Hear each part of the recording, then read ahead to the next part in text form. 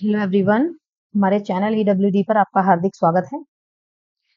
चलिए समय को बिल्कुल वेस्ट ना करते हुए शुरू करते हैं हम अपनी आज की क्लास। आज है 20 जुलाई। आज की क्लास में मैं कवर करूंगी आपके 20 जुलाई के जितने भी करंट अफेयर्स हैं इम्पोर्टेंट, वो सभी मैं कवर करूंगी। ठीक है, तो आप, मुझे पता है आपके जो बहुत ज्यादा इंपॉर्टेंट पॉइंट्स हैं जो मैं आपको नोट करवाती हूँ उन्हें आप नोट करते चल रहे होंगे, क्योंकि वो आपके एग्जाम्स के पर्पज से बहुत ज्यादा इंपॉर्टेंट है। तो जितने भी इंपॉर्टेंट फैक्ट्स मैं आपको देती हूँ आप उन्हें नोट करते चलें। ठीक है, तो चलिए शुरू करते हैं। अच्छा, यदि आप हमारे चैनल पर नए हैं तो चैनल को सब्सक्राइब जरूर करें, वीडियोस को लाइक एंड शेयर करें और वीडियोस को लास्ट तक देखा करें, क्योंकि हम अपनी वीडियो में बिल्कुल भी फालतू का कंटेंट या फालतू का कुछ भी ऐड नहीं करते हैं। इसमें सिर्फ और सिर्फ आपका इंपॉर्टेंट जो इंफॉर्मेशन है केवल वही होती है। ठीक है, तो चलिए शुरू करते हैं हमारी आज की क्लास।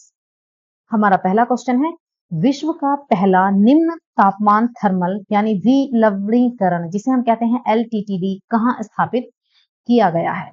देखिए बहुत इंपॉर्टेंट क्वेश्चन है, एक बार इसे देख लें। तो देखिए ये आपका स्थापित किया गया है लक्षद्वीप में।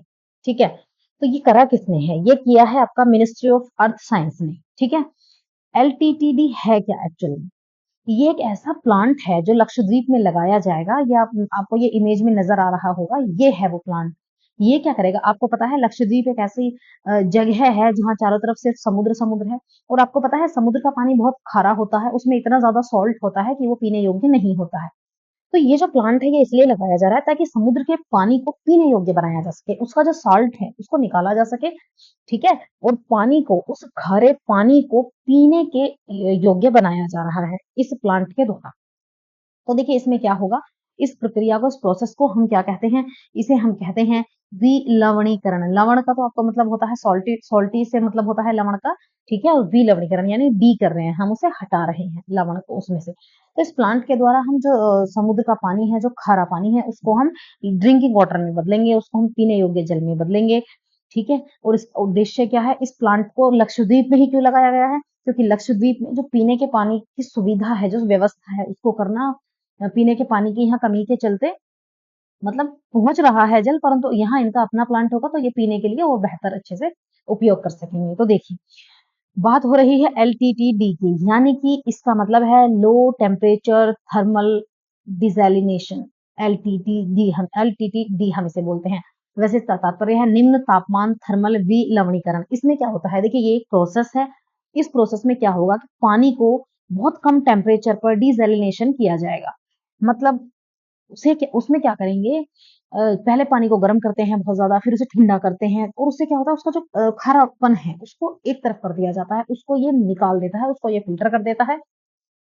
और उससे क्या होगा, हमें बहुत ही अच्छी क्वालिटी वाला ड्रिंकिंग वाटर पीने के लिए मिल जाएगा। ठीक है, तो ये प्रोसेस हो रहा है हमारा लक्षद्वीप में। ठीक है, याद रखना है। चलिए अगला प्रश्न है, पावर विदिन, बुक का नाम है power within the leadership legacy of Narendra Modi. ये किसके द्वारा लिखी गई है? ये बुक बताइए किसने लिखी है? विपिन कुमार, विकास शुक्ला, राकेश अस्थाना या आर सुब्रमण्यम? देखिए जो बुक है पावर विदिन, ये लिखी है आपकी आर बाला सुब्रमण्यम ने। ठीक है, तो ये जो आर बाला सुब्रमण्यम है, इन्होंने ये पुस्तक लिखी है। पुस्तक का नाम याद रख लीजिए, पावर विदिन। इस बुक का नाम सिर्फ इतना है, पावर विदिन, परंतु जो कंप्लीट टाइटल है इसका वो है the leadership legacy of Narendra Modi. ठीक है, इस पुस्तक में क्या दिखाया गया है? जो प्रधानमंत्री नरेंद्र मोदी हैं उनकी जो लीडरशिप है उसका वर्णन इसमें किया गया है, और साथ ही बुक में क्या दिखाया गया है, पश्चिमी और भारतीयता के जो व्यू पॉइंट है उसकी भी व्याख्या इसमें की गई है। चलिए अगला बहुत इंपॉर्टेंट क्वेश्चन हम देखते हैं। अगला हमारा प्रश्न है, न्यायाधीश नोंगमी कापम कोटेश्वर सिंह, फिर से नाम देख लीजिए, न्यायाधीश नोंगमी कापम कोटेश्वर सिंह ने सर्वोच्च न्यायालय की न्यायाधीश के रूप में शपथ ली है। सर्वोच्च न्यायालय के न्यायाधीश को शपथ कौन दिलाता है? देखिए आपको पता है हमारे जो सुप्रीम कोर्ट के न्यायाधीश हैं वो बदल गए हैं, तो अब हमारे जो सुप्रीम कोर्ट के न्यायाधीश बने हैं वो हैं नोंगमी कापम कोटेश्वर सिंह। और आपको पता है सुप्रीम कोर्ट के जो न्यायाधीश होते हैं चीफ, उनको शपथ कौन दिलाते हैं? राष्ट्रपति। तो ये कब हुआ? 16 जून को इन्हें शपथ दिलाई गई। 16 जून को क्या हुआ, जम्मू कश्मीर हाईकोर्ट के जो मुख्य न्यायाधीश हैं एन कोटेश्वर सिंह, और मद्रास हाईकोर्ट के जो कार्यवाहक मुख्य न्यायाधीश हैं, इनका नाम है आर माधवन। ठीक है, इनको क्या है, सुप्रीम कोर्ट का न्यायाधीश नियुक्त किया गया है। ठीक है ना, ये मुख्य न्यायाधीश की नहीं, सिर्फ न्यायाधीश की यहाँ बात हो रही है। तो यहाँ जो हमारे न्यायाधीश हैं, इनकी बात यहाँ हो रही है। तो न्यायाधीश बने हैं दोनों, एन कोटेश्वर सिंह, और दूसरे हैं हमारे मद्रास हाईकोर्ट के कार्यवाहक ये मुख्य न्यायाधीश हैं आर माधव। उसके बाद क्या है, 18 जुलाई को क्या हुआ है, न्यायाधीश एन कोटेश्वर सिंह और इन्होंने शपथ भी ले ली है। और इनको शपथ किसने दिलाई है, राष्ट्रपति जी ने इन्हें शपथ दिलाई है। ठीक है, अब देखिए इन दोनों न्यायाधीशों के शपथ लेने के बाद सुप्रीम कोर्ट में जो सीजे आई हैं, यानी चीफ जो हमारे मतलब कोर्ट जो जस्टिस होते हैं ऑफ इंडिया के, तो ये हो गए हैं अब हमारे 34। ठीक है, जो हमारे जस्टिस हैं वो इंडिया के कितने हो गए हैं, सुप्रीम कोर्ट के 34 ये हो गए हैं। और न्यायाधीश एन कोटेश्वर सिंह तो ऐसे हमारे जज बने हैं, मणिपुर के ये ऐसे जज हैं जो सुप्रीम कोर्ट में जज बनने वाले पहले व्यक्ति हैं। ठीक है, सुप्रीम कोर्ट में ये जज बनने वाले अभी तक के मणिपुर से पहले व्यक्ति हैं। अब देखिए, हम देख लेते हैं कौन किसको शपथ दिलाता है। तो राष्ट्रपति को शपथ कौन दिलाता है, भारत के मुख्य न्यायाधीश जो है वो राष्ट्रपति को शपथ दिलाते हैं। और यदि भारत के मुख्य न्यायाधीश उस समय नहीं है या भारत के मुख्य न्यायाधीश नहीं है तो उस समय तो सर्वोच्च न्यायालय के जो वरिष्ठतम यानी सबसे जो वरिष्ठ न्यायाधीश होंगे वो शपथ दिलाएंगे। और यदि वो भी नहीं होंगे तो ये सीक्वेंस घटता चला जाएगा, यानी फिर उनसे नीचे वाले शपथ दिलाएंगे। समझ रहे हैं आप, मतलब ये एक सीक्वेंस है। राष्ट्रपति को जो शपथ दिलाते हैं वो भारत के मुख्य न्यायाधीश दिलाते हैं। मुख्य न्यायाधीश यदि नहीं होते हैं उस समय तो सर्वोच्च न्यायालय के जो सबसे सीनियर जो हमारे न्यायाधीश होते हैं वो शपथ दिलाते हैं राष्ट्रपति जी को। अगला देखते हैं उपराष्ट्रपति जी को शपथ कौन दिलाते हैं। वैसे तो इन्हें राष्ट्रपति शपथ दिलाते हैं, और यदि राष्ट्रपति नहीं दिला पाते हैं तो राष्ट्रपति द्वारा नियुक्त निमित्त कोई भी व्यक्ति इन्हें शपथ दिला सकते हैं उपराष्ट्रपति जी को। ठीक है, या तो राष्ट्रपति शपथ स्वयं दिलवाएंगे, और यदि किसी कारणवश राष्ट्रपति जी शपथ नहीं दिलवा पाते हैं तो राष्ट्रपति द्वारा निमित्त कोई व्यक्ति इन्हें शपथ दिलवाएंगे। आगे देखते हैं सुप्रीम कोर्ट के जज, जो सुप्रीम कोर्ट के जज हैं उन्हें शपथ कौन दिलवाते हैं, वो दिलवाते हैं राष्ट्रपति या राष्ट्रपति द्वारा उस निमित्त नियुक्त कोई भी व्यक्ति। अगला देखते हैं गवर्नर, गवर्नर को शपथ कौन दिलवाते हैं, जरा बताइए। तो गवर्नर को शपथ दिलवाते हैं, आपको पता है, हाई कोर्ट के मुख्य न्यायाधीश। ठीक है, यानी कि जब भी जिस भी राज्य में गवर्नर को नियुक्त किया जाता है उसमें उस राज्य के जो भी हाई कोर्ट है, हाई कोर्ट के मुख्य न्यायाधीश जो हैं वो उन्हें शपथ दिलवाते हैं। और मुख्य न्यायाधीश यदि नहीं है अवेलेबल तो उनकी अनुपस्थिति में जो हाई कोर्ट के सबसे सीनियर जज होंगे वो गवर्नर को शपथ दिलवाते हैं। ठीक है, चलिए आगे देखते हैं काउंसिल ऑफ मिनिस्टर्स को शपथ दिलवाती हैं प्रेसिडेंट। कैग को शपथ कौन दिलवाते हैं, ये भी राष्ट्रपति दिलवाते हैं। और यदि राष्ट्रपति अवेलेबल नहीं है या राष्ट्रपति कहीं बिजी हैं किसी ऐसे काम में तो राष्ट्रपति द्वारा निमित्त नियुक्त कोई व्यक्ति उन्हें शपथ दिलवाते हैं। आगे देखते हैं हाई कोर्ट के जजेस। हाई कोर्ट के जो जजेस हैं इनको कौन शपथ दिलवाता है, तो इनको शपथ दिलवाते हैं राज्यपाल या उसके द्वारा इस निमित्त नियुक्त कोई व्यक्ति। ठीक है, अगला देखते हैं स्टेट काउंसिल ऑफ मिनिस्टर्स को शपथ कौन दिलवाते हैं, राज्यपाल। समझ गए, आपको पता चल ही गया होगा अब यहाँ से कि कौन किसको शपथ दिलवाता है। ठीक है, तो चलिए अगले प्रश्न पर हम आते हैं। किस राज्य सरकार ने लड़का भाऊ योजना की शुरुआत की है। तो देखिए जो लड़का भाऊ योजना है इसकी शुरुआत की है आपकी महाराष्ट्र सरकार ने। तो ये जो लड़का भाऊ है ये क्या है, मराठी का शब्द है। और इसकी जो एक्चुअल में इसका जो हिंदी नाम है इसको हम क्या कहेंगे, लाडला भाई योजना। हो सकता है ये आपको सुनने में थोड़ा सा लड़का भाऊ थोड़ा सा अजीब लग रहा हो, परंतु इसका एक्चुअल नाम है लड़का भाई योजना। अब देखेंगे इस योजना में है क्या क्या। दरअसल महाराष्ट्र सरकार ने लड़कों के लिए ये योजना शुरू की है। वैसे मोस्टली जो योजनाएं हैं वो लड़कियों के लिए आती हैं ऐसी, परंतु महाराष्ट्र ने ये जो योजना है ये लाडला भाई योजना, ठीक है, ये जो लाडला भाई योजना है जिसे लड़का भाऊ कहते हैं, कहा है इन्होंने। तो ये योजना किसके लिए है एक बार देख लो। इसमें क्या होगा कि जो 12वीं पास के लड़के हैं, 12वीं पास बच्चे हैं, उनको 6,000 रुपए दिए जाएंगे। उसके अलावा जो डिप्लोमा कर रहे हैं या डिप्लोमा ले चुके हैं उनको ये 8,000 रुपए पर ईयर देंगे। और जो बैचलर डिग्री हैं, जो ग्रेजुएशन कर रहे हैं या ग्रेजुएशन कर लिया जिन्होंने, उन्हें ये 10,000 रुपीज पर ईयर देंगे। और ये जो काम है ये 18 से 35 वर्ष की आयु तक के बच्चों के साथ ये मतलब इतने स्टूडेंट्स के साथ ये योजना को ये इसमें शामिल करेंगे। ठीक है, 18 से 35 की आयु के बीच के जितने भी स्टूडेंट होंगे उनको इस वर्ग में शामिल किया जाएगा। अब इसका उद्देश्य क्या है, तो देखिए इसका उद्देश्य है युवा पुरुष जो है उनको आर्थिक सहायता देना और उन्हें आत्मनिर्भर बनाने के लिए प्रेरित करना। ठीक है, तो ये इसका उद्देश्य है। चलिए अब अगला प्रश्न हम देखते हैं। हमारा अगला प्रश्न है, राष्ट्रमंडल जूनियर और कैडेट चैंपियनशिप 2024 में श्रेया गुप्ता ने कांस्य पदक जीता है। तो श्रेया गुप्ता का संबंध किस खेल से है? तो देखिए जो श्रेया गुप्ता है वो है फेंसिंग की खिलाड़ी। फेंसिंग का मतलब होता है तलवारबाजी, ठीक है, तो ये फेंसिंग की खिलाड़ी है। चलिए इनके बारे में थोड़ा सा जानते हैं। बात कर रहे हैं हम कॉमनवेल्थ जूनियर की, ठीक है, और कैडेट चैंपियनशिप 2024 है ये। भारत की फेंसर श्रेया गुप्ता ने ब्रॉन्ज मेडल जीत लिया है, ठीक है। इन्होंने किसको हराया? इन्होंने इंग्लैंड की सोंडर निकोल को इन्होंने हराया है कहाँ से जो श्रेया गुप्ता है? ये है आपकी जम्मू कश्मीर से। चलिए अगला प्रश्न हम देखते हैं, महिला एशिया कप 2024 का आयोजन किस देश में किया जा रहा है? ये बात हो रही है महिला world cup, women's Asia world cup 2024 की। तो ये आपका आयोजित हो रहा है श्रीलंका में, ठीक है। कहाँ आयोजित हो रहा है? श्रीलंका के दम्बुला में ये आयोजित होगा, ठीक है। और ये वैसे कौन सा है? 2020 ये मैच है एक, इसका ये 9वां एडिशन है, 9वां सत्र ये है। 19 जुलाई से लेकर 28 जुलाई तक ये श्रीलंका के दम्बुला में खेला जाएगा, दम्बुला में। और इसमें जो टोटल टीमें हैं, केवल 8 टीमें इसमें हिस्सा ले रही हैं, ठीक है। ये शुरू कब हुआ था? इसकी शुरुआत हुई थी वुमेन्स एशिया कप के वर्ष 2004 में, ठीक है। और इसका जो पहला एडिशन 2004 में कहाँ खेला गया था? श्रीलंका में खेला गया था। विनर कौन था? इंडिया। और 2022 में ये कहाँ आयोजित हुआ? 2022 में आयोजित हुआ बांग्लादेश में, उसमें भी विनर ये इंडिया रहा। और करंट वर्तमान में जो विनर है वो भी इंडिया है। भारत ने अब तक ये 9 बार आयोजित हुआ है और भारत ने इसे 7 बार जीत लिया है इस ट्रॉफी को। समझ रहे हैं आप? इस समय महिलाएं भी बहुत अच्छा प्रदर्शन इसमें कर रही हैं क्रिकेट में, ठीक है। तो देख लीजिए जो वुमेन्स एशिया कप है उसका ये 9वां एडिशन है और 9वें में से 7 महिलाएं 7 बार जीत चुकी हैं, भारतीय महिलाएं।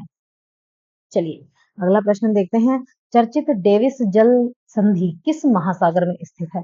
बात कर रहे हैं डेविस जल संधि की, ठीक है। तो जो डेविस जल संधि है ये किस महासागर में है? तो देखिए ये है आपकी अटलांटिक महासागर में, ठीक है। अटलांटिक महासागर में ये स्थित है। एक बार जान लेते हैं फिलहाल ये चर्चा में क्यों है। देखिए एक्चुअल में ये इसलिए चर्चा में है क्योंकि जो कनाडा और ग्रीनलैंड है इन दोनों के बीच में है डेविस जलडंबो मध्य, ठीक है। ये है यहाँ बीच में क्या है? डेविस जलडंबो मध्य, ठीक है। अब यहाँ क्या है? ये क्यों चर्चा में आया है? आपको पता है यहाँ एक छोटे से द्वीप की खोज की गई है। आपको पता है जो हमारी प्लेट है नीचे वो लगातार मूव करती रहती हैं, वो मूव कर रही हैं जिस कारण यहाँ एक छोटा सा द्वीप जो पानी में उभर कर आ गया है, एक छोटा सा द्वीप यहाँ खोजा गया है, ठीक। इस छोटी सी जगह में एक छोटा सा द्वीप खोजा गया है जिसके कारण ये अभी चर्चा में आया है। तो देखिए ये बहुत छोटा द्वीप है, तो ये महाद्वीप इसे कहा गया है। तो इस महाद्वीप का जो नाम इन्होंने रखा है ये रख रहे हैं Davis Strait proto micro continent, इसका नाम दिया गया है, ठीक है। और लोकेशन अब हम जान ही चुके हैं, इसकी जो लोकेशन है वो है अटलांटिक ओशियन में। ऐसा कहा जा रहा है ये 8वां द्वीप होगा, ठीक है। तो इसकी खोज या ये इसे खोजा गया है, इसे जाना गया है, ये इसलिए चर्चा में है। चलिए अगला प्रश्न हम देखते हैं, वर्ल्ड जूनियर स्क्वैश चैंपियनशिप में भारत के शौर्य बावा ने कौन सा पदक जीत लिया है? बात हो रही है स्क्वैश चैंपियनशिप की, ठीक है। तो इसमें शौर्य बावा ने जीत लिया है आपका कांस्य पदक, ठीक है। देखिए इस पर मत जाइए, चलिए देखते हैं।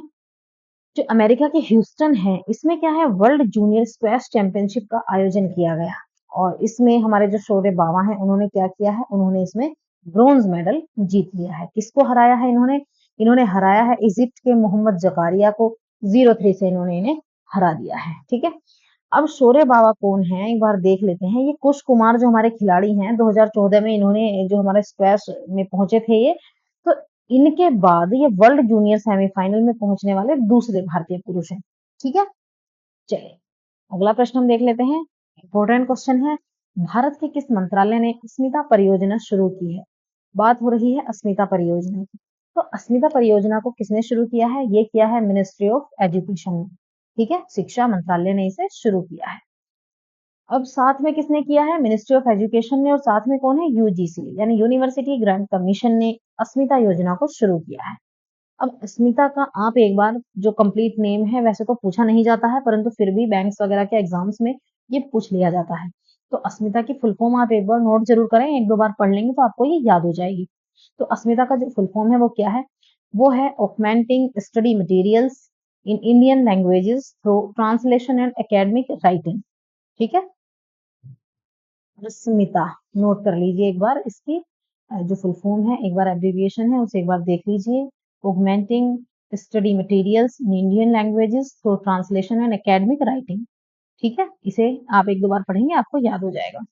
इसका परियोजना का उद्देश्य क्या है? दोस्तों इस परियोजना का उद्देश्य है कि 5 वर्षों के भीतर ही 22 भाषाओं में 1000 पुस्तकें तैयार करना इसका मुख्य उद्देश्य है। 22 भाषाओं में 1000 पुस्तकें तैयार करना। और इस पहल के तहत और क्या होगा? जून 2025 तक कला, विज्ञान और वाणिज्य धाराओं को कवर करने वाली जो 1800 टेक्स्ट बुक्स हैं वो तैयार की जाएंगी। जिससे क्या होगा? इसका मुख्य उद्देश्य क्या रहेगा मतलब ओवरऑल? तो वो है भारतीय भाषाओं में शैक्षिक संस्थानों की उपलब्धता को बढ़ाना इसका उद्देश्य रहेगा। चलिए अगला प्रश्न हम देखते हैं। वैज्ञानिक और औद्योगिक अनुसंधान परिषद यानी CSIR जिसे हम कहते हैं scientific central scientific industrial research, इसके डायरेक्टर जनरल कौन है? तो देखिए जो इसकी CSIR की DG हैं वो हैं आपकी नल्ला थम्बी कलाई सैलरी। तो देखिए ये ही है पहले से, परंतु ये चर्चा में इसलिए है क्योंकि इनका जो कार्यकाल है वो 2 वर्ष के लिए बढ़ा दिया गया है। ठीक, नाम क्या है? नल्ला थम्बी कलाई सैलरी। और मैं आपको इम्पोर्टेंट बात बता दूं, जब भी भारत में पहला, विश्व में पहला, तो इसको आप नोट कर लिया करो। तो ये क्यों चर्चा में ज्यादा है? क्योंकि ये इस CSIR की महिला इसकी महानिदेशक बनने वाली पहली महिला है। पहली बार ऐसा है किसी महिला को CSIR का महानिदेशक बनाया गया है, नल्ला थम्बी कलाई सैलवी को। ठीक है, किसके स्थान पर इन्हें नियुक्त किया गया था? शेखर मांडे। ठीक है, 2022 में इन्हें नियुक्ति दी गई थी और अब 2 वर्ष के लिए इनका कार्यकाल बढ़ा दिया गया है। CSIR की बात कर लेते हैं। तो CSIR क्या है? भारत का सबसे बड़ा अनुसंधान एंड विकास संगठन यानी रिसर्च एंड डेवलपमेंट ऑर्गेनाइजेशन ये है, जिसकी स्थापना हुई थी वर्ष 1942 में। हेडक्वार्टर है नई दिल्ली में और इसका कार्य है वैज्ञानिक और औद्योगिक अनुसंधान करना। ठीक है, तो इसका ये उद्देश्य है बस वैज्ञानिक और औद्योगिक अनुसंधान करना। तो चलिए आज की क्लास में ये इंपॉर्टेंट फैक्ट्स जो हमने कवर किए हैं आपके एग्जाम्स के लिए बहुत इंपॉर्टेंट है। ठीक है, तो क्लास भी देखते रहिए। अच्छा, इसके अलावा यदि आप कुछ ऐड करवाना चाहते हैं, आप चाहते हैं कि हमें ये वाली क्लास चाहिए या हमें इसमें ये चाहिए या हम मतलब किसी स्पेसिफिक कि आपके जैसे एग्जाम आ रहे हैं, यूपी पुलिस का आ रहा है, जो भी आपके एग्जाम्स आ रहे हो उसके लिए यदि आपको GS की या स्पेशल किसी पार्ट्स की वीडियोस चाहिए तो आप मुझे कमेंट कर सकते हैं। आप कमेंट कर दीजिए, मैं आप लोगों के कमेंट्स देखती हूँ सभी के। ठीक है, तो आप मुझे बता दीजिए यदि आपको नीड है तो मैं उस से रिलेटेड यदि आपको लगता है उस सब्जेक्ट की आपको बहुत ज़्यादा ज़रूरत है रिवीजन की, तो मैं आपकी वो क्लास कवर करवा दूँगी। ठीक है? तो एक बार मुझे बता दीजिए ताकि वो क्लास मैं आपकी रिकॉर्ड कर सकूँ, आपको भेज सकूँ, आपको प्रोवाइड करा सकूँ। ठीक है? तो चलिए मिलते हैं आपको आपकी नेक्स्ट क्लास में। चैनल को सब्सक्राइब करके जाइएगा, वीडियोज़ को लाइक एंड शेयर ज़रूर करें। चलिए मिलते हैं आपकी नेक्स्ट क्लास में। Thanks for watching.